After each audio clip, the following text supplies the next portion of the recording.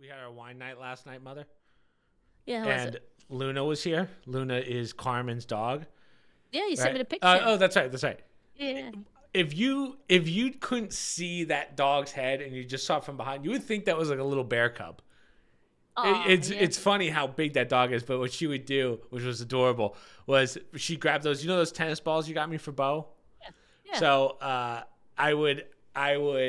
she would sit on the futon. I'd give her a ball, and Carmen would go, she's going to drop it, and then she's going to bark at it. And I was like, she won't do it. She drops it. We're all sitting there because we know it's coming. She looks at each one of us, and then she goes, So the whole time, I was just picking up tennis balls for her while they made s'mores and stuff. Cause, How old is she, the dog? 10. Oh, Yeah, that's an old dog. Did you? Yeah. Carmen says she's got crazy eyes, and she kind of does a little bit because she's like, "Whoa!" She came in and she was like, "Whoa!" So, she run all over into every room. not checking really. it She out? was surprisingly calm for being with 3 other people she didn't know well. You know, like even Bo would have checked every corner. She was like, "Nope, people to play with, okay."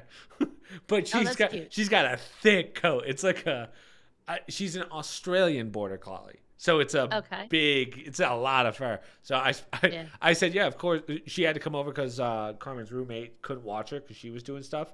So I was like, oh crap, what if Dad's allergies kick in? And I was like, Dad doesn't have allergies. But I basically scrubbed everything down today. Oh, he does, but yeah. My whole day was cleaning. If you kept her out of the bedroom, that's the only thing I would say. We did. That where he sleeps, so at least he has one room to go to if things are bad. But nah, he's gonna be fine. This is where Dad watches the one time Dad watches the podcast is tomorrow on the drive. Oh wait, that's a Sunday, so that'd be funny though. You're not gonna hear it. Yeah, I won't say anything. No, let him figure it out. But yeah, I was actually surprised by how little hair she gave off. Like I thought she would shed like crazy, but no, not at all. And she's good at cleaning up. Like she'll lick her own fur off the carpet. She's like, I'm sorry. So. Oh, maybe she must have like a summer coat too, so maybe it's not that thick right now. Now it's getting warm. It's pretty damn thick. It's pretty damn thick. Oh, is it? Oh, wow. Yeah. That must be miserable for her when it gets hot out. Well, yes, but also I don't know how her apartment is, the new apartment. She's not here anymore, so she's at a different one. But I don't know how insulated that is. But I'll tell you, as hot as it is outside, because we're in this hot spell, my apartment does a very good job at keeping the cold insulated. Like I'm never hot in the apartment. Well, you don't have a lot of windows, which is nice. That's true. Right? So like the inner part, your inner sanctum, where the table is in the kitchen, you don't have any sun beating in. That's true. So that helps, and I guess they get it more. 22. It's good in some respects to keep the place cool, but in the winter, right, you got to heat it more. And when I heat it, and when I heat it, it gets hot quick. So, which is good. That's a good thing. So, anyhow, well, that's good. How was your week? Good. As I said, the wine night I wasn't done, Mom. We got Domino's, right? I haven't had Domino's in a long time. Domino's, I would love a sponsorship, but your pizzas, it all tastes the same. They literally all taste the same. So I was like, yeah, but their wings are good. I'll give them that. The chicken. I'm too old for bones. I'm too old. My fingers are too fat. You're like Dad. He doesn't like to touch his food. Yeah. Did you go with the charcuterie? Jordan brought it. We didn't touch it, so that's what Dad and I are gonna plow through when we're here. Oh, great. Yeah, Dad and I can have the charcuterie. I'll bring it over to their place tomorrow. But let me tell you, genius idea on the girls' part. S'mores, right? I was like, how are we gonna do this? Graham cracker on the pan. We did it in the oven. You do it like a broil rather than a heat. Mom, campfires are overrated. Who needs a goddamn campfire? We can just do it in an oven. I'm never going camping again. No point. You haven't gone camping since you were about 10. Yeah, and last time I went, I split my head open. So. That explains it. Yeah. Kidding. I was in the back of an ambulance. I woke up in I remember it. I remember the story. Couldn't hide that one from Mom. Giant gash on your head. So Chris had to go to the hospital because he ate too much sugar and passed out in a diabetic rampage. But when you think about it, you're not very good in the outdoors. That woodlock. oh my God. Oh yeah. I mean, we definitely have some. Not a good woodlock. Wow, I don't know if I've ever told that story on. I don't think I told either of those stories on in the 10 years we've had this YouTube channel, but that or the shovel to my collarbone. Oh yes, that was outdoors too. Is that? Are we looking at your collarbone in the lake? Yeah. No, that's not good. I don't think. What's that white thing in there? Oh, that's bone. Go in the dirty lake. Wash it off in the lake. Yeah, in the lake. That's a good idea. Yeah. Let's go tubing. I wasn't there for that one either. That was the same day I think Mike. Remember when the rope hit Mike in the mouth because Dad was pulling the rope. Oh yeah. Yeah, I think that was the same day. So that was just a bad day at that lake. I wasn't there for. Was I there for? No, that? you were not. I just because I remember. I remember Dad was. Pattern? Your father. Yeah, I was like, I remember Dad. I couldn't tell you how old I was, but I just remember Dad saying, he just looks at me. He's like, "We don't tell your mother." But Mike's only looked bad because we were in water. But basically, the quick story, right? We used to go tubing on this lake, and we were getting to the age where like. It wasn't as fun anymore because we weren't falling off. So what Dad would do is he would pull the rope in purposely and then let it go so that you would get like a jolt so that would be more fun. And Mike got the jolt and I guess his nose or like the top of his mouth, probably his nose, hit the metal clip where the rope ties.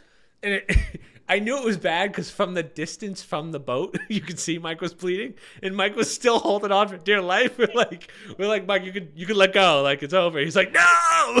Dad's like, I think he's bleeding. I think Kenny was the one that was like, I think he's bleeding, and Dad was like, we don't tell your mother, just keep going. God. So, but yeah, I think that was all that trip. But ironically, the only one that's ever gotten, well, I wouldn't say seriously injured, but Kenny's collarbone. Kenny's collarbone was really the only like serious. I wasn't there for that either. Yeah, no one was. Yeah. I'm gonna do one more trip. Ken, where'd you go? I think I broke my collarbone. Yeah, that was bad. Kenny, it was bad, and it was. I mean, you got to give him credit because not only was it bad, he was just with you two. Yeah. So he didn't even have a parent there. Not that makes a difference, but just from an organizational, get in the car, let's go. I mean, you guys were throwing the gear on him. Well, let me give the context on that one because I don't think Kenny would care if I told that story, but Kenny's version is probably a lot better than mine. But the three of us went to Gore Mountain in Lake George, New York, and Mike was just learning snowboarding. Like Michael's never snowboarded before. So Kenny, Mike, and I, we go.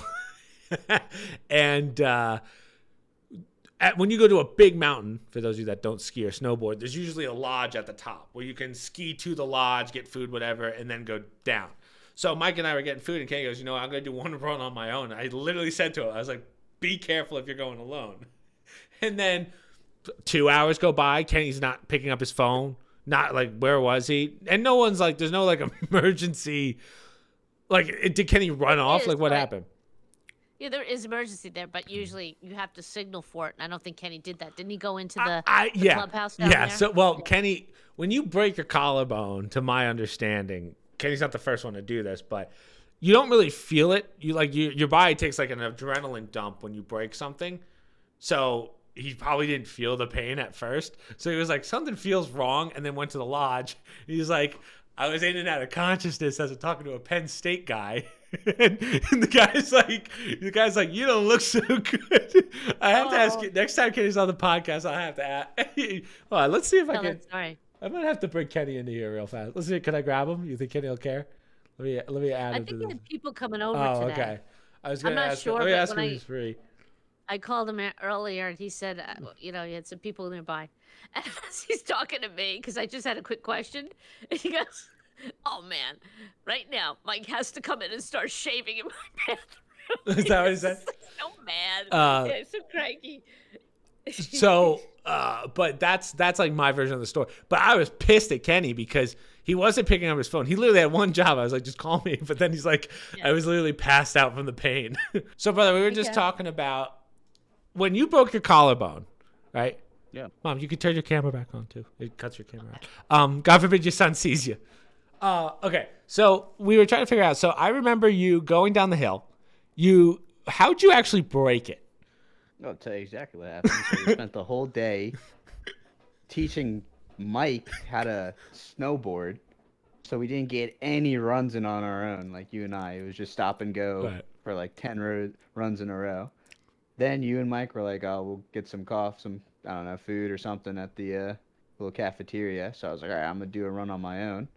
So I book it to the highest one because I was like, I want it to be the longest route all the way down, and maybe a quarter of the way down, the tip of my snowboard caught like a mound. Like I thought the mound was like a soft mound, so I went head into it, and my tip of my board went into the snow and caught some ice because it was like ice with snow on top of it. And it just threw you forward. Flew me forward, like the long ways forward. Like usually you fall on a snowboard, you fall forward, face first or backwards. I fell forward with the board and just pile drive my collarbone into the rest of the ice. So, brother, so you weren't right at the bottom, or you were? No, I still had the snowboard down with the broken collarbone. Cause it literally felt, that was my first broken bone, and it felt like it was on fire. And then I got up, tried not to like wince at all, because there's like people going by me, and I don't want to look like little bitch or something. So I snowboarded he's crying down with the broken collarbone. In my head, I'm like, it's broken. Like, oh, okay, so you did feel it right before. away. I was like, I've never had a break before, but this is what I imagine a break feels like. So then I get down there, no service on Gore Mountain, get inside cafeteria where I thought you guys were, with my backpack still on, and I was like, all right, let me get my phone out and try and call you guys. I'm pretty sure you guys went up, right? We were still at the lodge.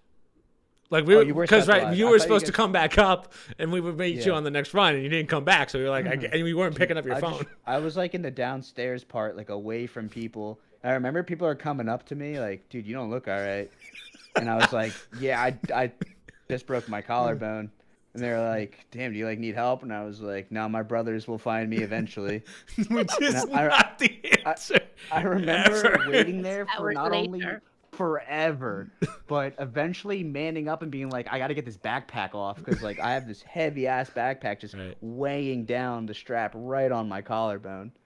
So I get the backpack off, rest my snowboard next to me. Eventually you guys come over, and Mike immediately knocks my snowboard off, and it spears me in the broken collarbone. then we get up.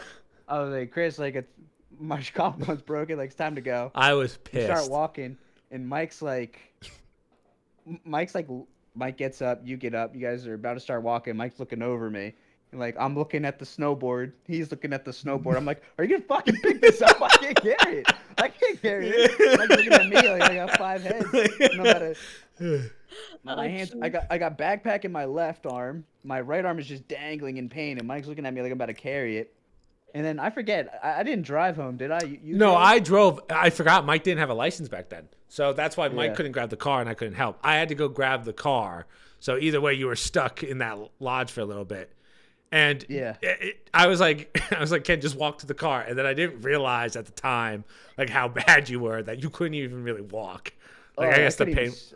Like, sitting up was really bothering me. Like, there's just so much weight on my body. I had like a winter coat, a hoodie, a t-shirt, a backpack. Like, I had so much stuff on me. We're soaking wet and freezing, and my shoulder felt like it was on fire. I still remember that pain. See, I'm surprised that you felt the pain right away. I thought you had enough like adrenaline in you to get to the hut.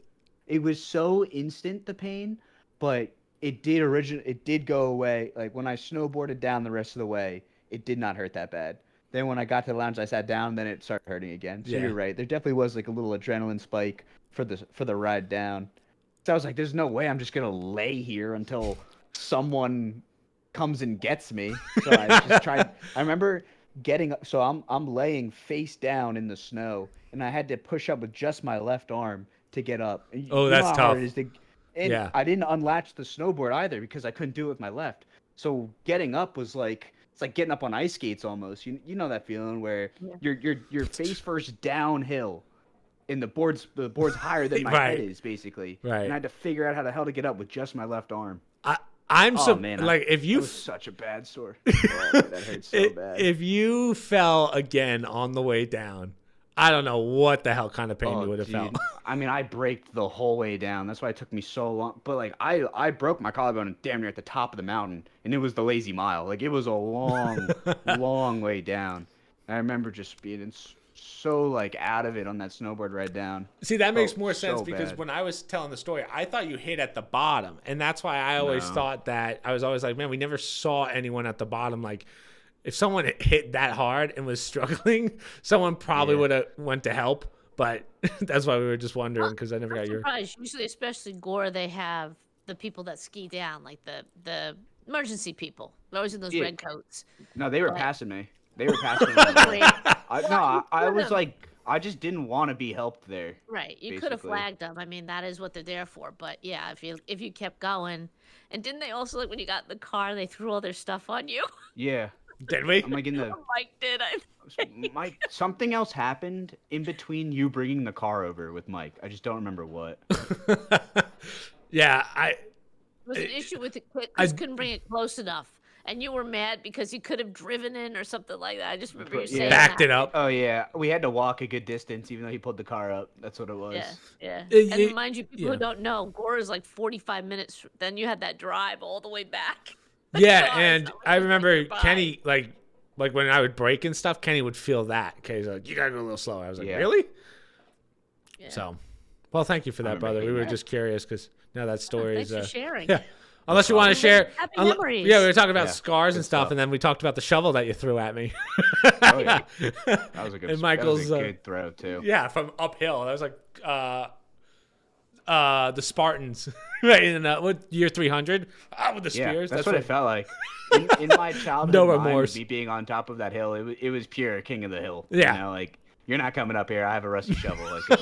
And you used it. But oh yeah. All right, brother. We'll let you go back to what you were doing. The rest of the podcast. All right, we'll see you, brother. And he has not snowboarded since. I don't think that's true. I think he has. Oh, did he? Yeah, I think he snowboarded with his friends. Oh, he did out. Yeah. Maybe he went out. I have not. I don't think I've snowboarded since. I haven't gone snowboarding in a long time. I know. We have 2 snowboards here. I don't know if it's even worth keeping them. You know what? I'm too old. And everybody's bags. That's what it is. I'm too old for it. No, you're actually not. But you lose your edge if you don't do it after a while. I could probably do like the basics still, like go left and right and all that. But honestly, just not worth the injury. That's what it is. Well, that's what I'm saying. You develop a fear. I know that when you're little, or young, you're like, I could do this. It's no problem. You start to get older, and if you don't do it for you're like, damn, that hill's high. Yeah. Damn, I gotta come down that. That's all ice. I stood on a skateboard a while ago. Not like one of the ones at the house that I just found. I was like, okay. Yeah. I did not my balance was gone. Like I used to be able to I could skate around all day, and now it's like, oh wow, just going forward. Like something about the coordination with my legs just wasn't happening. Right. As you get older, it's a weirder feeling. Yeah. Plus, you're a little bit taller too. You're closer to the ground. And weigh about 75 pounds more. Well, right? I was probably 130 back then in grade school. I just remember skiing when I was younger, and then going many years later after not having to do it. And I was in my 20s, so it's not like I was an old lady yet. And it's just that feeling. My sister and I, Susan was with me. We're both like, damn, we gotta go down that mountain. That's like really high up. A mountain we used to do all the time as kids. All of a sudden it was so huge, and it looks so straight down, and just you get a fear, an old lady fear we call it, but whatever. All right, Mom, you ready to get this party started with some news articles? If you'd like. Which ones do we want to start with? You didn't give me yours, so I don't know. I can't help you. Mine are, well, we'll do yours first. We have political ones, but not nothing really in a specific order. What was the ones that I had? Oh, right. Well, I guess we can start with earlier in the week. I don't have the article on this because there's so many, but Trump's F-bomb, which kind of took the world by storm. I think that was Monday. Now, I think you and I have obviously talked about this. With the results. Actually, I don't know if we talked about it last podcast. No, we couldn't have because I had Paris and Ariel on. Talked about it on the phone. Right. Yeah. So for those of you, hey, this is going to be old news that you guys definitely all know, but we'll talk about how this ties in. But last week, the U.S. bombed Iran's 3 nuclear bases or facilities. Truth be told, a base would require an actual infrastructure that Iran just doesn't possess. So we did that, and I think a lot of information has kind of come out since, which was basically the fact that Trump was in talks with the guys in Iran, and he was saying, hey, don't do these nukes, otherwise we're going to have to stop you. And then Israel goes, cool, we're just going to bomb them anyway. And they did this, not even an elaborate plan, but to get all these leaders in one room with one email. And they're like, oh, we're all here, pizza day. And then just boom, just blew them up. And then Trump goes, oh, well, those were the people I was not debating, negotiating with. And they're all dead. So really the only option we have left, if those were the guys in charge, and we know how dysfunctional the Iranians are, I think we're going to have to blow these bases up. So that was basically all last week. And then they finally asked him, like, hey, what? Because they called for a ceasefire. Well, right. That also was why I did it, though, because he gave him a deadline. Yeah, and it was 1 day past. 60 days. Right. It didn't help that some of them were blown up. All of them. At that point, they all reported to the Ayatollah anyhow, and he's the one who makes the decision. Right. So he was still alive, and they missed the deadline. They weren't going to do probably weren't going to deal at all with the president. Wanted to keep going. But anyway, go ahead. So then I think they called for a ceasefire like a day after, and then someone, I don't remember who, but someone just ended up shooting a missile at the other. And so it was like and then they said, okay, now we'll do the ceasefire. Like they had to get one more in. And then they interviewed Trump as he got on a helicopter, and he goes, they don't know, right? They asked, what was it? I forget what the actual question was, but he says these people have been in war for so many centuries, they don't know what the fuck they're doing. And I was just wondering, because that's the first time I think in history we've ever seen a president use the F-bomb on live TV purposely. Well, I don't know that that's true. Nowadays, they would allow it. Somebody may have said it, but they would never have reported that. Mm-hmm. They would have just taken gotcha. it out.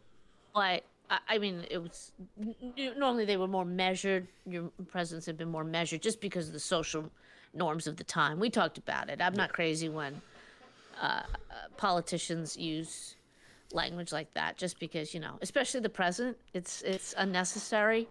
And not that I don't think that he necessarily regrets it, but it's not like he drops those all the time. And I think that one. So I kind of look at it a different way. And shout out to Matt Sprague, who definitely said this, and I do agree. Like it does kind of go to show how much he cares about this getting fixed, because it must be such a headache for him with everything going on. Where he's like, man, we were so close to a ceasefire and maybe fixing this, and then more bombs just get thrown at each other. And now we're just like, what are we doing? Like, we're helping you, but we can't stop this.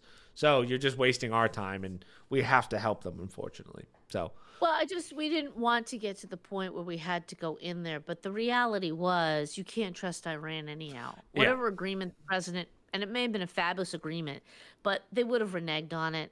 Ultimately, and I even think Trump's advisors knew this too, we got to take the facilities out. Yeah, those bunker bombs, they had to be done. Right. But it was very decisive in terms of a decision was made in that region with Iran. Yeah. And it was actually DeSantis came out. There was a video of him. I don't know. Did I send that? I don't know if I sent that to you, but I pulled it just because he has a very short video and he has a very good take on it about, we've been dealing with Iran since 1979 when they took the hostages. Then they bombed the Beirut Marine Barracks in 1983. Then there was I believe he called it the Cobalt Towers. I don't remember that one. In 96, that's when you were born. Iran is, they're militia back. All clans are backed by Iran. So all those things with the Hamas, the Hezbollah, that's why they're called the state sponsors of terrorism. That's what they do. They just fund terrorism for the sake of terrorism. Their ideology is just to destroy things. That's how they feel. And what's different about them is, like we always say, we build up our nuclear armaments. Russia has them, we have them. But the fact that we have them is why we don't use them, because they have it too. So what is the point? A place like Iran, they'll use a nuclear weapon. somebody will respond. That doesn't end it for them. They'll keep going. They're, it's like apocalyptic. They're all martyrs for the cause. They believe in dying. They believe in wiping things out, even if it means they get wiped out. Right. That's the absurdity of it. You can't really negotiate with people like that, right? And worse, it had to be definitive, because you and I talked about this a while ago. Like, oh no, it wasn't you, it was your brother when he was home. What do you worry about now, the day, the evening that Trump bombed these facilities?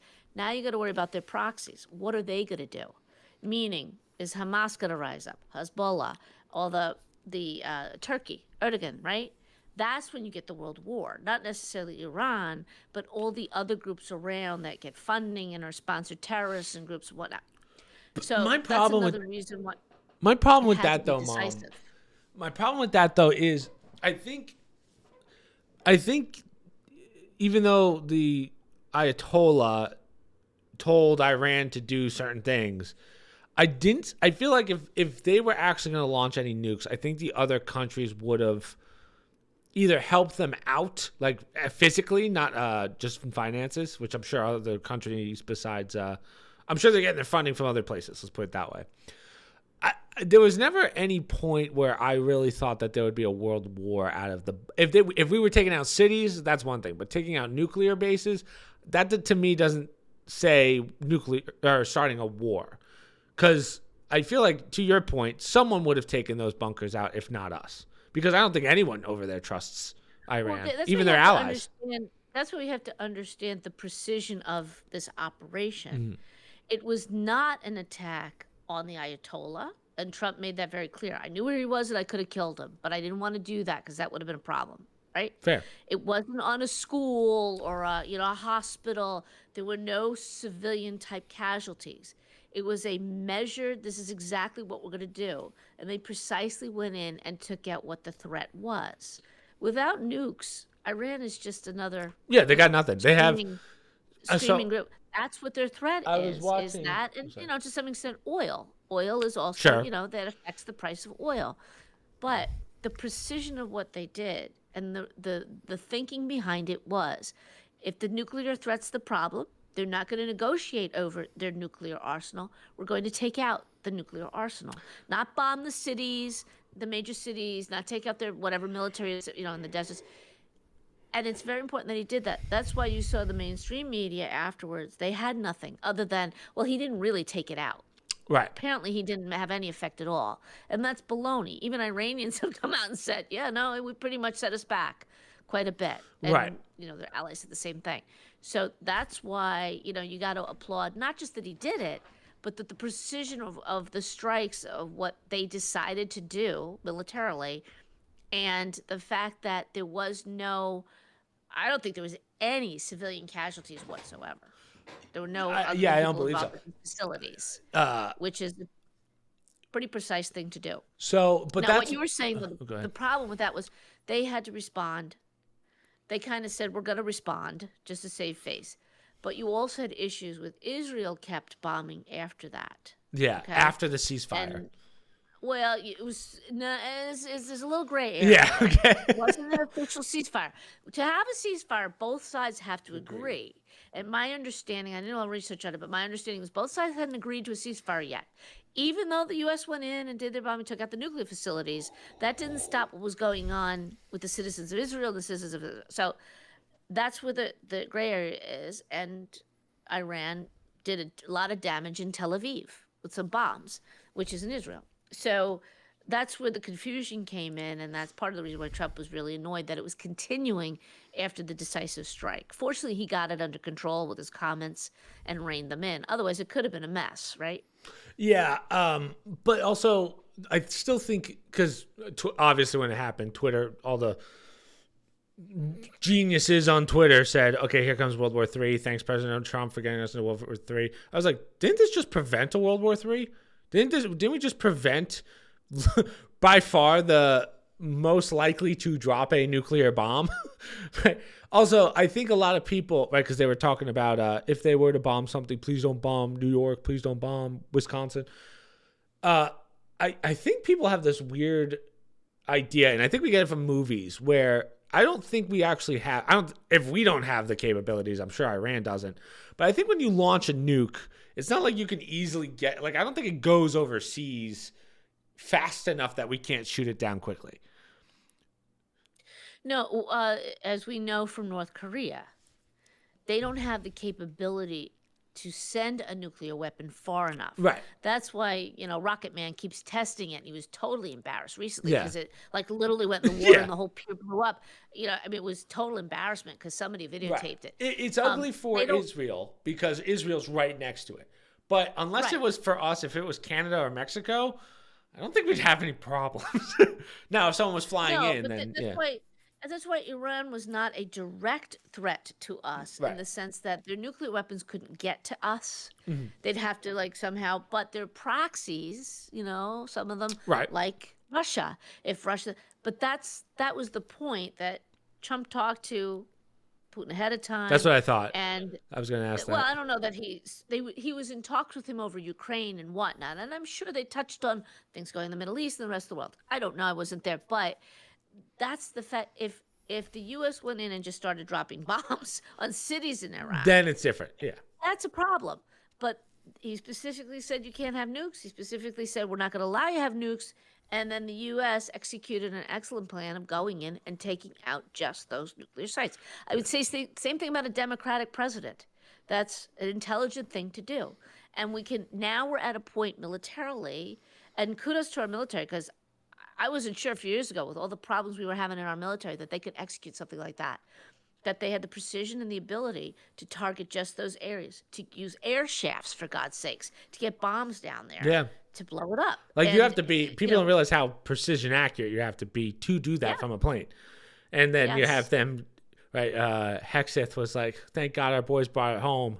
And, you saw that reporter was like, that there was one female. And it's like, shut up. One of the boys. That's just what you say. I was actually talking to someone today about that shit where, in team-based video games, I don't care if you're a girl, you're part of the boys in that situation. That's just figure it out. That annoys me. Yeah. I don't, when the girls were here last night, I say, yo, guys, what's up? I don't say, hey, ladies, right? It's the same concept. Okay, but would you be bothered they all said it's girls' night? I could not give a shit. I would not give a shit. That's fine then, as long as it works both ways. What was I saying? So I just think that it's funny, and I think we're really starting to see it. And I don't know if I can really blame. I don't know if I can blame the news channels anymore as much as the brain. I feel like the brainwashing has already been done. If you thought at any point that Iran was going to bomb us, I feel like, you got to wake up big time. It doesn't make sense. No, again, the concern was always that Iran, initially they were going to take out Israel, who is our ally. Right. But and then bring us into the war. But not only that, but DeSantis, as he stated, that we all know, especially those of us who've been around, Iran, we are actually Satan, even more so than Israel. They hate the United States. And if the minute they're able to launch a missile far enough, they will get it over here and they will do damage. So it's not a situation where, okay, Iran now has nukes. They know that we have nukes, so they're never going to use them, right? Like what we have with Russia and we have with, other countries that have nuclear weapons. They, however, wouldn't stop. Mm-hmm. And that's the problem. It's a different type of enemy. They are, as we all know, from everything, they worship their martyrs for the cause. The families are applauded for that. So they don't care if every citizen dies in the process. They're doing it for Allah. That's what they convince them. So that's a different mindset. And, that type of person can't have nuclear weapons. Nobody likes nuclear weapons. It's destruction. But that's why you build it up on both sides. Yeah. So that, it negates each other, in other words. When you deal with somebody like Iran, they're not stable individuals, these Ayatollahs, that they'll take everybody out. And they don't hide it. They say it openly. We're going to take out Israel. The minute we get a nuclear weapon, we're going to destroy them. What I find fascinating, and these stories are slowly coming out, I'm assuming they're being verified, the number of Mossad agents who have been operating in Iran. Oh, yeah. I won't say out in the open, but above ground and just infiltrating the culture of that they get the type of information they get, and that they were able to execute so many of these before we got involved, so much to really disable Iran and made it possible for us to fly in because they lost total control of their airspace. Mom, I watched a Delta Force guy now. A Delta Force is higher than Navy SEALs. Those are like the top 1% of the top 1%. That's like one of the two highest branches in military. And he goes, Iran is so dysfunctional. You could take no joke. He literally says, no joke. You could take an NFL sports team, train them for about 2 weeks, and they can probably function better than the chain of command in Iran, because Iran doesn't have a legitimate chain of command. They don't have like a Mossad or a Navy SEAL or whatnot, like not the levels that our SEALs and Mossad are at. So it's just he literally said there are certain cities in our country that could single-handedly take out all of Iran. Right. So there's never a threat. Yeah, that's why they need the nukes. That's why they needed a nuclear weapon, because they have that. They put all their money on that chip and said, once we have that, then we'll be legit. We don't need a military. We don't need, we'll just use all these tribes. We'll use Hamas, Hezbollah, Al-Qaeda. We'll just fund all these people and they let them go do their damage. And they've done substantial damage around the world. Oh, yeah. Hello, 9/11. They've done substantial damage. But they're not an organized, it's a theocracy. It's not an organized military group. And that's basically what's over there. But that's also another reason why, they may hate Israel, right, but certain groups can respect not only what they've done economically, but as we know, they train their military well. They do normally a good job. October 7th was a really bad. I don't know if they ever got to the bottom of how that ever happened and how Israel was made unaware of that. Yeah. But, they do a very good job, and they also, everyone's got to serve. Yeah. Ask Gail Godot. Everyone's got to do their time, women and men. Speaking of terrorism and 9/11, so how about this new New York City mayor?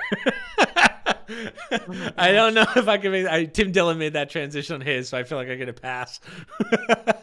He's a candidate. He's not. Yes, he's not in yet.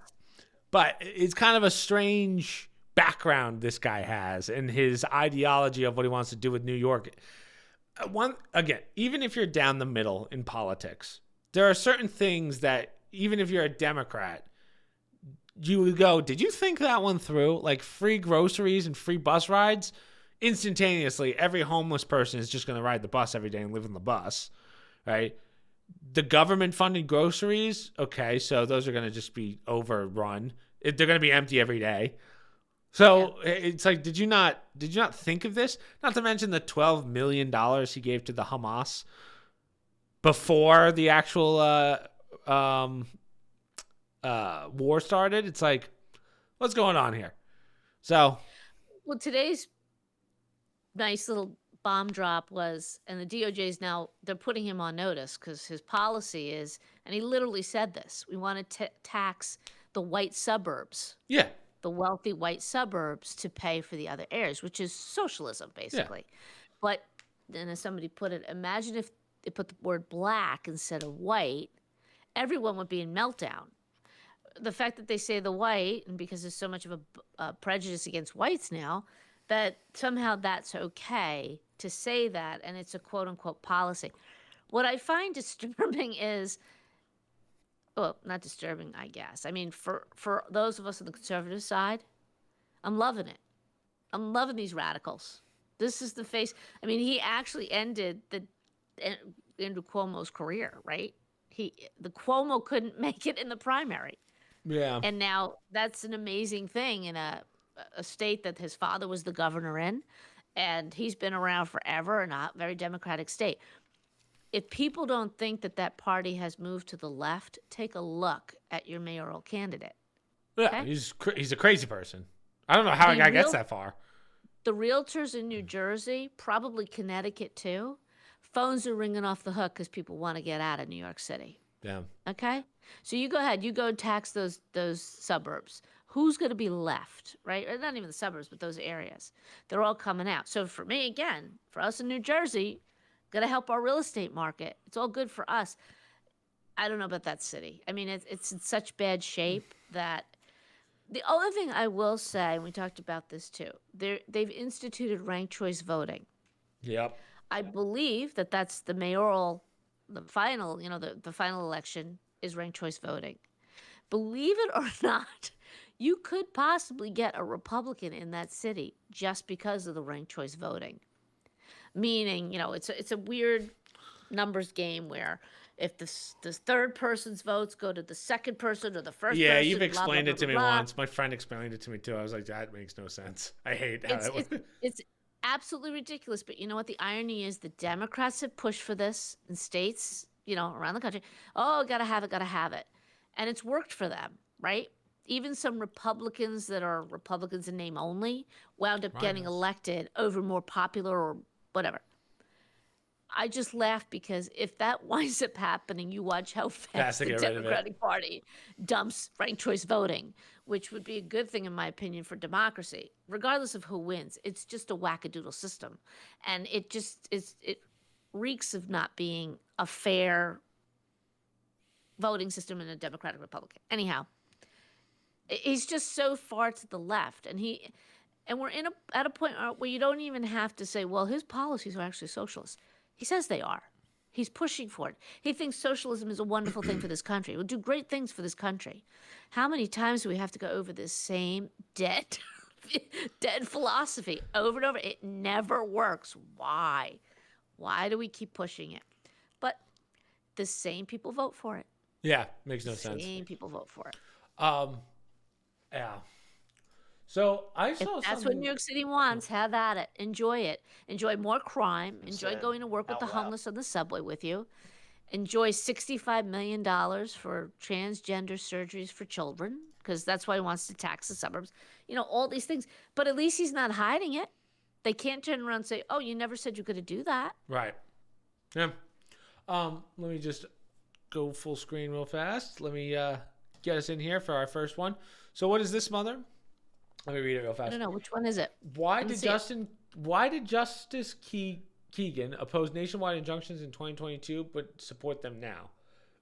Oh, yeah. So the Supreme Court had a lot of big rulings the last day, last couple of days, but this week, especially the last day. They pushed out a bunch of them. But one of them was about, and this was a huge one, the Supreme Court said these lower courts can't do these injunctions anymore. They don't have the authority to do it. Can you tell me what an injunction is, Mom? Like by definition? Well, injunction is when they turn around and they'll say in a district court, like in New York City, someone will bring the case, birthright citizenship. Trump doesn't want that, right? So he puts a ruling out. And the judge locally says, no, that's not allowed. I'm putting an injunction on that around the country. You can't block people from having babies and having them become citizens. Okay, that's an injunction. Right. Okay, to stop it. Injunctions at that level are only supposed to apply, according to our Constitution, the judicial law, and what the Supreme Court said. You're only allowed to do that for the parties involved. So if an individual comes in and says, hey, you stripped me of my right as a citizen, I was born here, I should be it. You can stop the government from taking away as a judge for that individual. You can't do a blanket injunction across the country, not when you're a district judge. And all of them were doing this. Remember, they stopped him. They made him bring the plane back from Venezuela with the guy in it that Trump shipped out. They stopped, oh God, what role is, there's so many of them, the birthright citizenship executive order, anyhow. All these local judges were putting all these injunctions out there, and everything Trump was trying to do, they were stopping it. Then it would have to go to the appeals court. Then the appeals court would have to take it. Finally, they get to the Supreme Court. The Supreme Court says, yeah, no, you can't do this. It goes against the Constitution. The reason why I posted this about Kagan is she's one of the ones who dissented and said, no, they're allowed to do it. It's okay. Literally in 2022, and people are asking the question, really, Justice Kagan, what has changed? Because if you watch that video, and you don't have to play it, she literally says that they're wrong and you can't do these injunctions on the district level. So it's another example of the partisanship. Yeah, they just don't like them. So that's why they're trying to... Right. It's a Trump order. We've decided that it's wrong. Mom, can you give me the breakdown of birthright citizenship? So I get the basics of it, but does that mean if I and another American have a kid, they're not automatically a citizen anymore? Or Yes, they are. Yes, they are. Okay, so No, you have to this is when people come over the border, right. or, and this is an industry. Pregnant Chinese women come into this country. Yeah. They stay in a hotel in Los Angeles. They give birth to their child. They get a birth certificate saying their child is a citizen. That child is now entitled to, from cradle to grave, benefits and everything else that America has, whether that child stays here or not.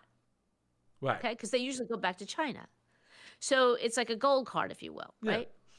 Birthright citizenship, and this has been debated in the Supreme Court, and people bring up these cases that really are not literally about that. It was enacted at the time of the amendments to the Constitution with slavery. So we needed to have, and rightly so, the whole point of it was to say to the children of slaves, they are automatically American citizens. They were born in this country, even though their parents were brought here as slaves, and they are no longer slaves. It was a way of enforcing and making very clear to the nation after Civil War, these individuals are citizens of the United States, equal in every way to every other citizen. That has been butchered over the last 157 years to say, oh, any child born on U.S. territory is automatically a citizen. Unfortunately, we've allowed that to continue because, the forefathers never said that. Oh, sure, illegals, anybody come into our country, have a child. That was never the intention of it. Yeah. And that's why it's probably going to wind up going to the Supreme Court, and they're going to have to look at it in the context of that's not what it says. It does not say, and the wording of it is literally that, where the parents are not under, or they don't have allegiance to our country in any way, shape, or form. And that's the deciding factor, right? Yeah.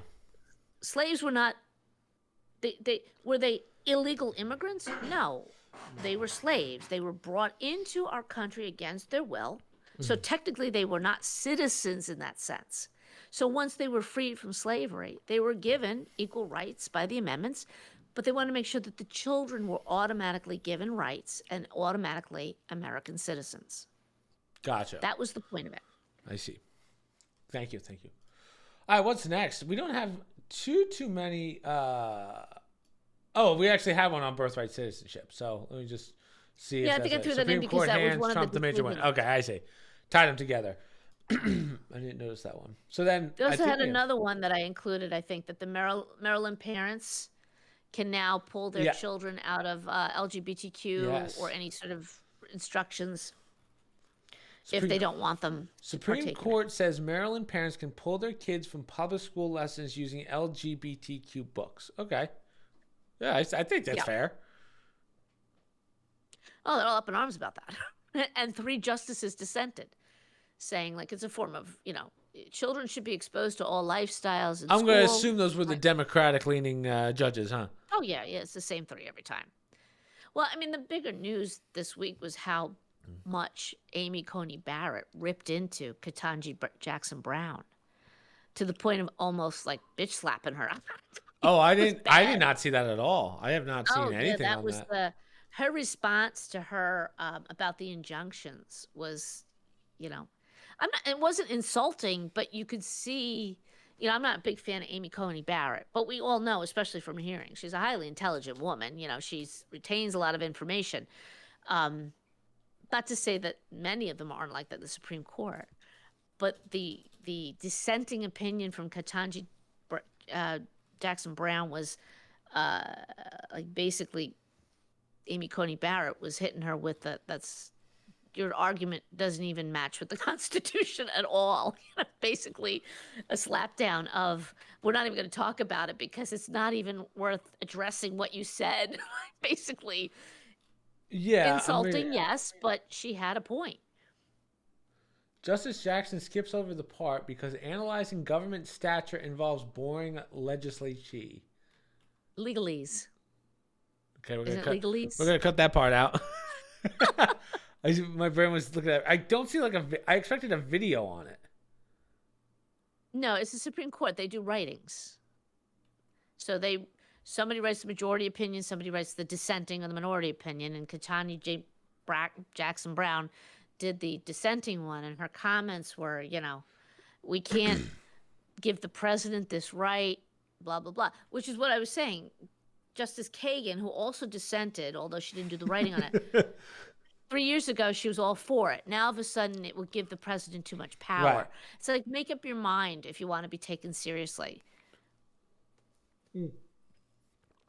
So apparently what she said was, we will not dwell on Justice Jackson's argument, which is at odds with more than 2 centuries worth of precedent, not to mention the Constitution itself. We observe only this. Justice Jackson decrees an imperial executive while embracing an imperial bureaucracy. Yeah. That's pretty... Judiciary. Pure judiciary. Whatever. Okay. I can't... Are you drunk right now? We're using... No, we're using... What did I say? I said judiciary. Bureaucracy. No, I said like bureaucracy. We'll watch that one in post. Yeah. Was you got KGB saying Katanya Jackson Brown? She's saying, well, you can't take the power away from the court and give it to the president, and she's saying, why is it okay for the court to have it, not the president? And meanwhile, the Constitution says the president doesn't have the right. The lower courts don't have the right. The way the Judiciary Act and what it basically say is, they can only bring injunctions against individuals who are in front of them. They can't do a blanket one at that level, right? Supreme Court's in a different spot, and the president's in a different spot. So that's all she was saying. That's precedent for the last couple hundred years. All of a sudden, all these judges are going rogue and doing all these things, which, by the way, even Justice Kagan agreed 3 years ago that they can't do this stuff. It goes against the judiciary of how it's supposed to function.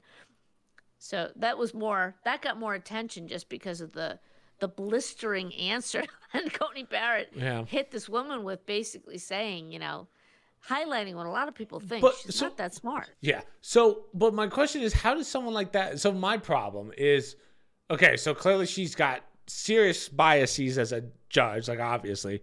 Why don't they just take her job away right now if you're that blatant about it? I don't get that. Because once you're in the Supreme Court, you're elected for life. Even if you can't it's a very difficult, it's a very strenuous process to have a Supreme Court justice removed. I don't even know if it's ever happened, to be honest. I'm not sure what the process is. But just because you disagree with somebody, and even if you think they're stupid or smart or whatever, you'd have a right to remove them. She's not in that position. It's a debate. The Supreme Court's a debate, right? And then you take a vote. Who agrees with the debate? And you debate it based on the merits of the case, based on what you know about the laws, legislature, the government, all that stuff. Right. And having said that, she made a point of answering the dissenting opinion of why they are wrong, just like the other justice says that. But that's my point. Look at Kagan. Obviously, she's biased. Yeah, 3 years ago, she said it was fine. Now she says it's good. I have a problem with, and I suppose somebody could debate this with me too. I think if you're a judge, you have to sort of give up the right to speak out about politics in terms of presidents, and representatives, and whatnot on your personal or even I think you have to be neutral. And I think you make a choice. It's a First Amendment right. I know that. But they're still entitled to have an opinion. They're entitled to, when they retire, be active before they become a judge. But at certain levels, when we see all these judges, the ones that were doing all these injunctions, how incredibly biased they were against the president that they were doing injunctions against. And I'm saying this across the board. I don't care what party you are in. I do have a problem with people say, well, his daughter was involved in fundraising, which is unethical. You shouldn't probably take that case. But she's an adult. She's entitled to what she wants. Yeah, she can do what she wants. However, I feel like some of these justices with their opinions and what they state openly, some of them regarding specific presidents. I mean, that's just inappropriate. And I don't know how you're supposed to be a neutral party when you judge these things. Right. I was going to transition from the LGBTQ stuff to other brain rot, ChatGPT. MIT study using AI bots like ChatGPT, which rots your brain. I believe this. I think ChatGPT is, again, I get its uses, but we're beating a dead horse at this point. But people use it for what it's not for. It's not used to cheat on tests or get through med school. No, that's not what they did. Well, I mean, technically, no. Their point is, Using it is rotting brains. So we really need to be careful introducing it at young ages, which in my opinion, that's the whole reason why they're doing it, because they don't want young people thinking critically. That's why we have to be careful with this That's stuff. what I'm saying. Controls the future. Yeah. Right? So they did a test. I'm just going to get more water, Mom. You keep going. This is the MIT Media Lab. It wasn't just ChatGPT. It was another one too. And they see through this testing that it decreases cognitive function and critical thinking. So they took 3 groups. They allowed one group to use AI, one group to use just Google search, and the other group to just use brain power. They had to do SAT essays over a period of time, which to me is horrendous. Just hearing that, I'm like, oh my God. Damn. But the brain-only group had the widest and strongest neural networks when all was said and done. Mm-hmm. The AI use group, they saw a decline in their mental abilities. Yeah. Google group, somewhat, but not that bad. So their point is, things like if it's affecting people at a certain level now, can you imagine if a student or a child is raised on this, relying on AI education, which is what they want to do. Like, that's their goal. Oh, we got to improve education with AI and everything. This kind of goes to what I was saying about how, like, let's say even if I Googled answers on a test, which I totally did in college, I still have to look at it and go, is this the right answer? Like, I still have to go through the process of, could this be correct? Let me read it a couple times, make sure that I got the question right. Maybe, like, I might not know the answer, but there's some steps and precautions you have to take. So your teacher's not like, you're Googling. But if ChatGPT just does it automatically, the answer's always right, you're doing less and less work every time you do something. Like, I saw a study. Who is it that I was talking to? Maybe we talked about this on one of the podcasts, but something like 80% of the... Oh, yes. Remember when we talked about that AI that guy made for the colleges? And it was like 90% of... Yeah, some of the... It was like 90... It was a crazy statistic on how many were basically just cheating through college using ChatGPT. Right. Now, imagine if that's your med school. Well, yeah, but what you were doing was critical thinking. Even though it was cheating, it was critical thinking because you had to assess it. If you had been raised on AI, there is no testing. There is no There is, because it thinks for you. That's the ultimate goal here. You don't need schooling. You don't need education. You just, as you say, you always used to say it. We're going towards that gradually, the AI. So when you guys, it was always, I don't need to go to college. It's all online. That was the infancy stage of AI. I don't need to be taught. I don't need a classroom. I don't need that. I can get it online. That's true. You still have to have a certain amount of thinking, critical thinking, cognitive abilities to get information online. The goal ultimately now, as we're seeing with AI, and this is why they're saying we need to be really careful here, because if you start AI as your educational block for kindergartners, critical thinking is not needed. AI does it for them. There's nothing to check. Here's the information. Right? That's even if we bother with schooling for children. At some point, I'm not saying in our lifetime, maybe not even our children's lifetime, but at some point, they're not going to bother with education because the AI thing, whatever that is, will do the thinking for you. That's why we need to be careful. And now MIT just did a study early on in this process with something basic and clear-cut 3 categories. How did the brain do? Automatically, we're seeing the people who didn't rely on the synthetic learning, their brain did better. Yeah. Do you remember, this was the downfall of college for me. Do you remember this commercial? Education Connection? This is the first commercial of getting your degree online. You don't remember? I remember this commercial. I don't hear it. Oh. I don't have stuff on. Do I have to click on watch stream? Yeah, you don't. Oh, there we go.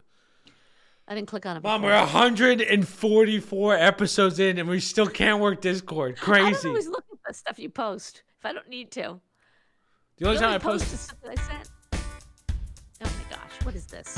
I'm working for an hourly wage. You don't remember this? Went to high school, didn't do great. Still, I gotta make more cash. More education is what I'm looking at. When I get a degree, I will make a bigger salary. So now I've got to see. You don't remember this? I remember this on TV all the time. I went on the internet. It was like the first terrible commercial.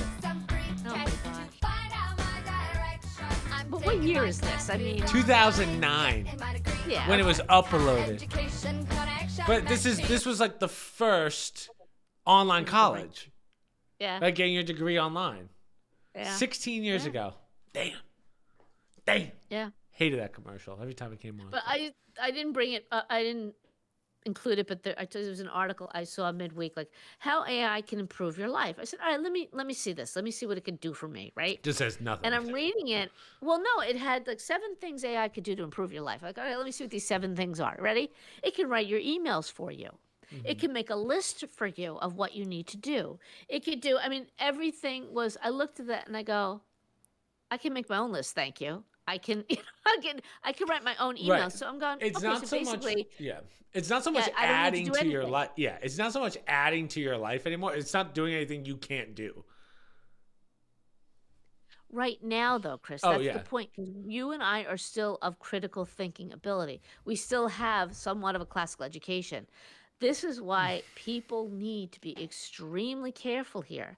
We've introduced computers in the classroom. We've introduced learning on the internet. We've introduced all these things.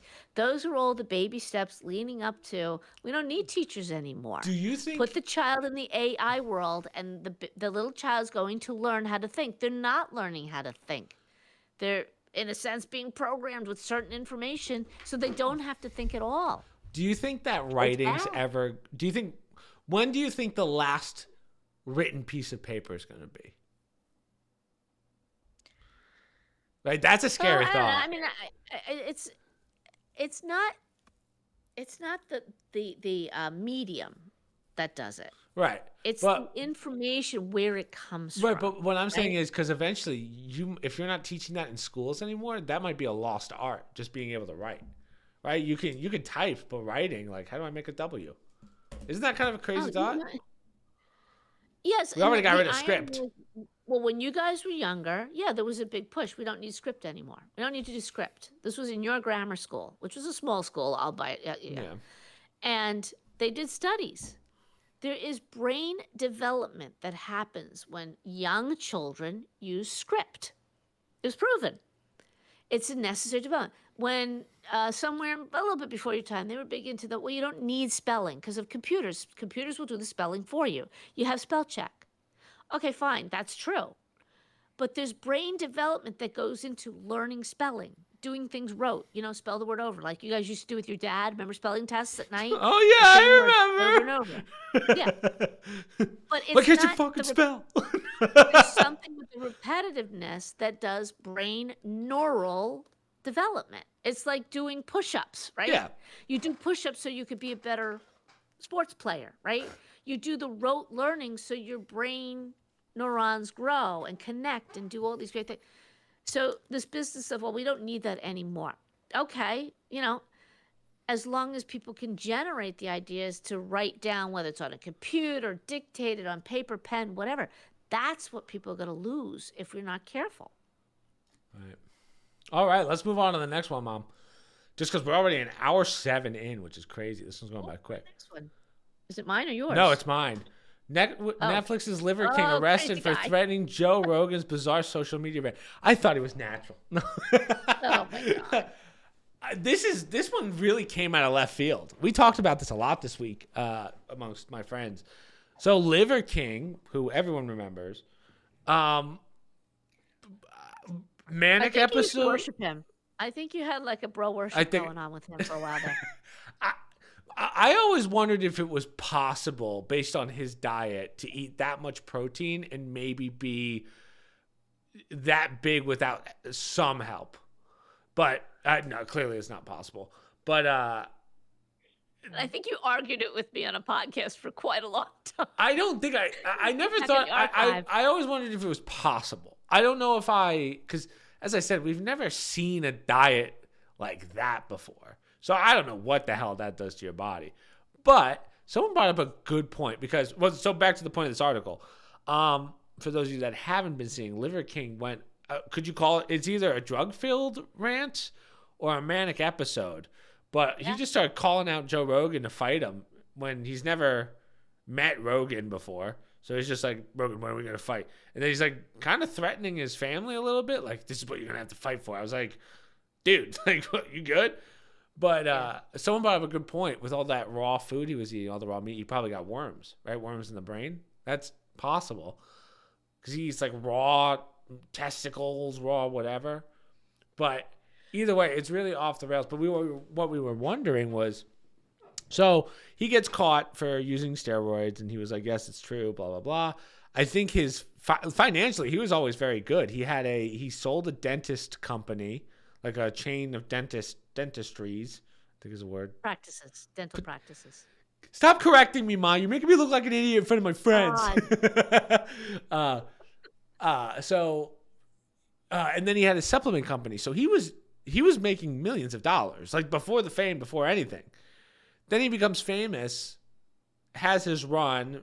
We find out about steroids and then whatever. But it's always like, why didn't you just run off into the sunset or ride off into the sunset? Like, you could have been fine. It's weird how when people get famous and then lose the fame, they're constantly chasing the fame. What the hell was that, Ma? There was the dog went upstairs while I was sitting here, and usually if he does that for a reason, I go, "What's going on? It's not time to go out." And then I just saw a bug. As you know, in our basement, every now and then we get a yellow jacket out of nowhere. It's really? like they just appear, and I didn't know if there was one in it. But anyhow, sorry, I didn't mean to freak out. No, I was like, oh. But yeah, so well, I think a couple things. When people get a taste of fame like he did, my first reaction is, all right, he's doing it for shock value, just to get attention, because maybe he's not getting the publicity he used to get, or he's trying to bring more viewers. But then when you cross over into threatening somebody and their family, and you start acting unhinged, even then, believe it or not, some of them do it for the attention. But I think there's more going on here based on what some of the if you saw his people saying about him. Pupils, one him. pupil dilated and the other one's not, which is usually a sign of like head trauma, like when someone gets hit in the head. Yeah, could be. Who knows what's going on with this guy? Who knows what he takes? And people discount the fact that there could be a genetic component. Maybe he had depression. Maybe he's bipolar. Maybe nobody knew that. Maybe he didn't even know that. And then the use of steroids and whatever else he's been taking, and his diet, that could trigger things in people at certain points in their life. They may be fine to their 20s, and they get in their 30s and 40s and something snaps. So, obviously, he's one of these people that, wow, they look really healthy on the outside, but you got to wonder how healthy are they on the inside. Well, even some of these things, like you said, yeah, sure, I eat raw meat. Yeah, that's great. We don't eat raw meat. Our bodies can't tolerate that. We're not cavemen. Yeah. So if he conditioned his body for that, okay, great. But, he must have something else going on. And you're right. There's, what's it called? Creutzfeldt's disease, which is like a brain cow disease. If you eat raw meat, it can hit you many years later. Someone mark that if Mom hits that. If Mom gets that one right when it comes out that he has that, that'd be crazy. But well, it's based on like what your friends are saying with worms. Similar situation. You could eat raw meat, and there's things going on there, and you won't know until 10 years later. But he documented. Here's where he was going off the rails. He documented his whole trip from wherever he lives to Rogan in Austin. Gets arrested at a Four Seasons hotel, which is pretty close by, and allegedly he was like sharpening a screwdriver. Right? It's like, whoa, dude, what? Okay, you're really off the rails. And then he got arrested. And then he spent the night in jail, and I think they released him the next day. So, very strange. It's tough to see this for a guy that... I get it if he was broke and was famous, lost the fame, and now he has no source of income. Wow, that is a big bug. We just saw it. We just saw it. Yeah. And then... to lose the fame, have a lot of money, and do this, Right. So you don't have your racket. Where's your racket? No, it's okay. It's just a fly. Oh, okay. I thought it was a. It's just it's I guess you can't really necessarily press charges. You do a restraining order. Really do anything that, from what I've heard, you only need a restraining order if the Rogan family decides that he's a threat to them. I don't know if Joe Rogan's made a comment about it. I think he has. I think Rogan called police and said, hey, this guy, watch out for this guy. Okay. But someone brought up a good point. Like, Rogan's got so much security, it would be borderline impossible for Liver King to even get close to Joe, but... Yeah. Right. So, I mean, in essence, I don't know what they would arrest him for unless he broke some, rules of the hotel or whatever, and maybe he made some threatening comments, but... From what we're saying so far, obviously something wrong with him. He could be a threat. If I was the Rogan family, I'd be concerned. But, really, you gotta let him go and say, buddy, you need some help here. Maybe if the police assess that this guy has mental issues, but you can't force somebody to do that. If they didn't break any laws, there's not much you could really do about it. Yeah. So, all right. What else do we have? We could do this one next. This is your remains of Captain Cook's long lost ship found in Newport Harbor. I don't know why I said that. I thought this was a bigger deal than it is. Only because I'm like, oh, maybe there's like treasure and stuff right off of Newport. Turns out this is a 250-year mystery. They found this boat off the coast of Newport, Rhode Island. It was called the HMS, his British ship, HMS Endeavour. In the mid-1700s, Captain Cook used to travel to Australia, New Zealand, Tahiti, even Hawaii.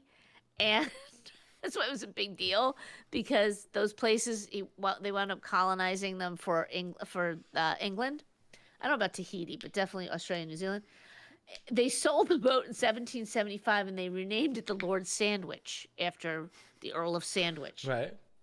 They intentionally sank it, the Brits did it, off the coast because they wanted to use it as some sort of reef barrier during the American Revolution. So strategically, they wanted to do it. But I'm like, okay, so that was the mystery. Like, okay, Captain Cook. I thought, there's a treasure there? No, nothing really. Nothing special.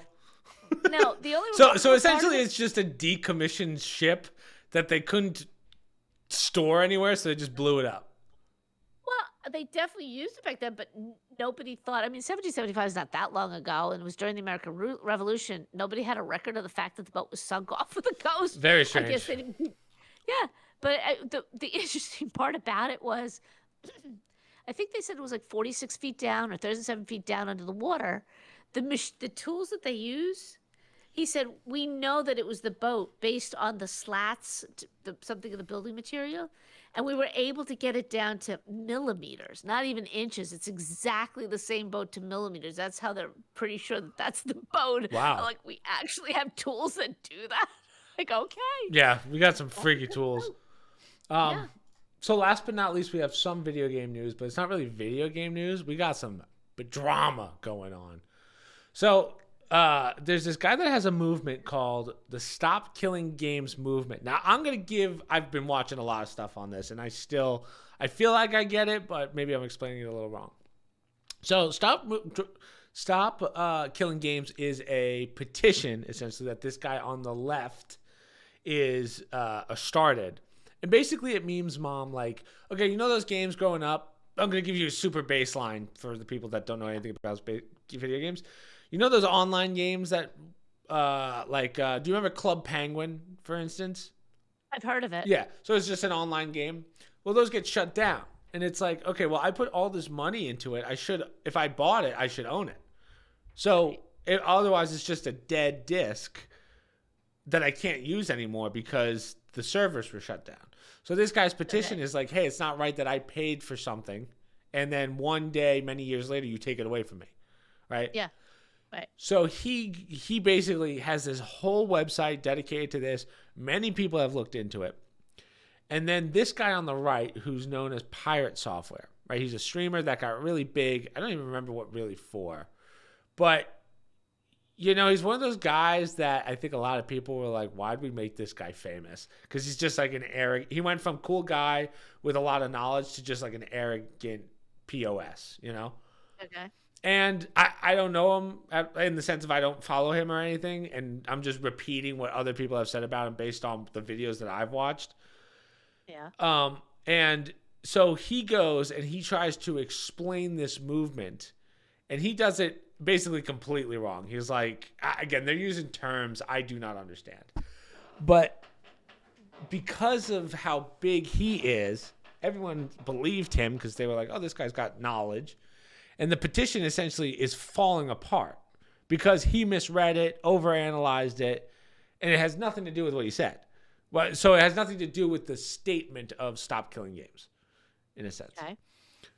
And it's tough because even looking at the Stop Killing Games movement, I completely understand it. The concept of you'll own nothing and you'll like it, which is a Ubisoft problem, which is why Ubisoft is failing. Because they'll be like, oh, here's a game for $50, but you don't get to keep it. And then we'll turn the servers off in a month when the game sucks. So you get But what's the alternative? Can they somehow allow you to download the game, or are they forced to keep the game going so you can keep playing it? So that's what that guy on the right, Pirate Software, was trying to overanalyze. Basically, he's saying, listen, when you make a game, because he used to be a game designer, you can't just have servers and then just say, okay, let's turn it over to the people, which makes sense. But that's not really what the argument is. It's like, hey, I get the servers are down, but you should at least give the players a copy of the map without online features, which is just the base world. That is easy to do because that's just coded, right? Oh, okay. So you could do that and then stop serving it. Yeah. Like stop supporting Yeah. So it. it's just literally the download itself. So for instance, it's like, okay, you ready for, I'm going to give you some like, not technical terms, but I'm going to kind of lay it out for you, right? Let's take Grand Theft Auto, for instance, right? Grand Theft Auto has, let's just say it's a 50 gigabyte map, right? Right. So you have to download that map, and then on top of that, you have to download the services to use it.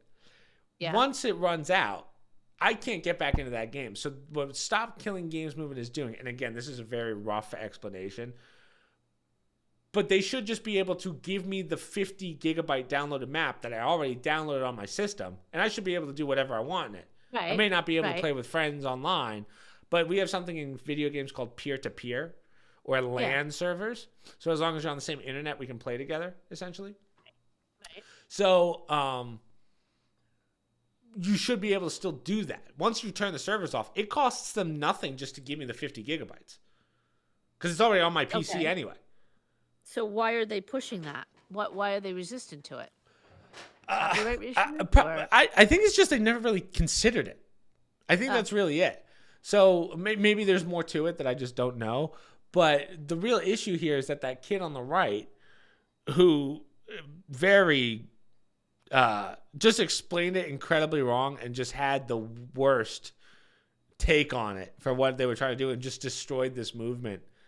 It's kind of depressing for gamers. So I'm just keeping an eye on it because it was very, I mean, his viewership is just not the spokesman for the issue. As a gamer, right? You're like, oh well, I don't care what I did to this company and this petition. It's like, my guess is these companies have to figure out, how do we make money on it? How can we make more money by allowing them to have this map and definitely once and for all? Definitely. So they'll come up with an answer, but it's going to cost them. but what sucks is like, okay, I already paid for the game, like the actual 50 gigabyte game. The only thing you're giving me is the online service, which maybe might be another gigabyte, and you don't need it anymore. Take your gigabyte back. Give me the 50 gigabyte thing that's already on my PC. And then, like it's stupid that I can log into a game, and it will literally say game cannot be played because the servers are down. Like that's so dumb. So it sounds to me like you have, what they should do is leasing with the option to buy at the end. Yeah, especially for the live service games.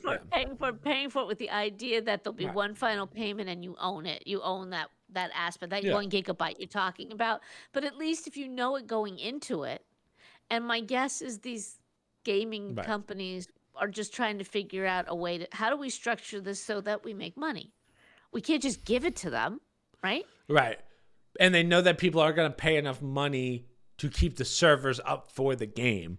So that's why they probably just go, there's no point, just turn the servers off. Right. I mean, what's their incentive? But now he has a good point. If they paid for access to the game, assuming they were always going to have it, you know, nothing lasts forever, obviously, but you're not buying it for a finite period of time. Like when you buy a disc, you can always use it, you know, when you load it into a thing and play a game. I understand what they're saying, and these are some of the complexities of when you're doing these online things. But my guess is, you know, a smart company is going to figure out, all right, we could probably give them the gigabyte, but let's make money on it. We're not just going to hand it over. We're not just going to hand the map over. We'll make a package deal, use it for 5 years, and then you have the option to buy the thing out for X number of dollars. Gotcha. But yeah, you're probably right. All of these game companies have just figured out how to make as much money as possible. Like, it's still crazy that Call of Duty has the audacity to... Well, even Marvel Rivals, for instance. Like, Marvel Rivals is starting to annoy me because their whole thing was we were going to give... You shut up. Yeah, Mike would be like, you shut your mouth. I just say that for Mike. Yeah. Mike's on a tear. Shut your face. Mike's on a tear with Marvel Rivals right now. Mike's getting a little too good at that game. I'm like, okay, you got to calm down. What was I saying? So Marvel Rivals, one of their big things was the game was supposed to be free, which it is, and then you have one battle pass to pay for, which was $5 a season, which is really good. That's a really good deal. Yeah. But now there's extra skins or extra like battle passes within battle passes. So now your $5 battle pass where you're supposed to get everything has become $15. And it's like, oh, well, I guess I'll just get the basic one. Right. And they're going to roll one out every 2 or 3 weeks. So it's like one season you're spending $60. Well, I mean, that happens with any product, Yeah. right? If something is popular, the price changes or they'll repackage it, whatever. It's going to happen. Right. But I think that's why maybe let's make the assumption that they're not looking to screw players over. They didn't think about it like you said, but now they're at the point where, all right, he's got a point. How do we package this to make money? Just like they come up with things like maybe. a Steam card, or they come up with other, services Yeah. like Xbox where they have the monthly pass, blah, blah, blah, and you get all these things. It's just it's a shame to watch that this movement, which I think was at 500,000 signatures, I think just kind of crumbled up and like nothing left. The guy's just trying to do it on his own. So Yeah. it's tough. But that's all I got for tonight, Mother. We just did hour 30, basically. Yeah. Yeah. Good. You got to go get ready for your visitor, too. Yeah, Dad's coming. I have to go to a thing tonight, too. So, Oh. yeah, I have to go to something that I'll tell you about it after. But Jordan's coming with me. She's taking the fall with me. Oh, geez. So, yeah. But the only things I have to promote is I did the podcast with Ariel and Paris last week, which I'm sure Mom watched. Is she frozen? Is she frozen? No. Why is your screen frozen? No. So the podcast with Ariel and Paris last week, it's also on Spotify. Started the walkthrough for Lies of P, the Overture DLC. So I'm going to try and get those out every other day on top of all the other videos. So it's going to be a rough couple of weeks, busy couple of weeks. And then that's pretty much, yeah. Well, small. You want to edit them, Mom? Want to live with Grandma? Yeah, have Grandma do it. Good point. I don't know if I would trade that one. So getting those out, and then as my mother said, and then today I posted the cooking video with Aunt Sue. So Oh, okay. I only saw one of those. the beef roulade that we've only done once a month, but someone roulade. today asked for like a bunch of things, and I was like, okay, we could do it. This is your second one. Yeah. The second one. Yeah. A viewer asked for a bunch of things. He's like, I want family recipes and desserts. I was like, I think we could do that. So, Souffle likes a challenge. yeah, Souffle likes a challenge. So yeah, that's pretty much it. So social media, promo code, stream links, Discord down below, and we will see you guys next week. And I will see you at stream on Thursday because Dad is here till Wednesday. So, laters, guys. Bye.